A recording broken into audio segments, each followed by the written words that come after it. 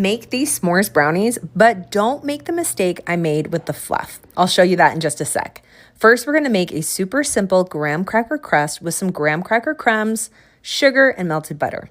After you firmly pat that into place in the 9 by 13 inch pan, you'll start the brownie mixture. And we need to take a minute for this brownie recipe because until I created this recipe, the only one I liked was the box mix by Ghirardelli. So when I tackled a homemade brownie recipe, I had to ensure this brownie recipe tasted like the box because let's be honest, that Ghirardelli dark chocolate brownie mix is a 10 out of 10. And my homemade version took a lot of rounds to get just right, but gosh, it's a dang good knockoff and I love it so much. I added some Hershey's chocolate to it because s'mores, obvi, and you'll bake the crust and brownies together. Most important, let it cool completely before you add the fluff.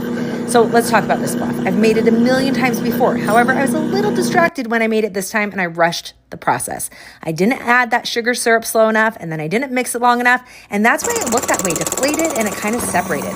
It still tasted good and I took it to the 4th of July party, but the next day I had to do a redo and I followed my rules. Look how good this looks. You guys, I have everything detailed in a blog post and it's actually not hard. Just don't bake distracted like I did and you will be fine. Anyway, back to these brownies. I added a little torch on top and to the sides of each bar when I sliced them because you just can't have enough toasted marshmallow flavor if you ask me.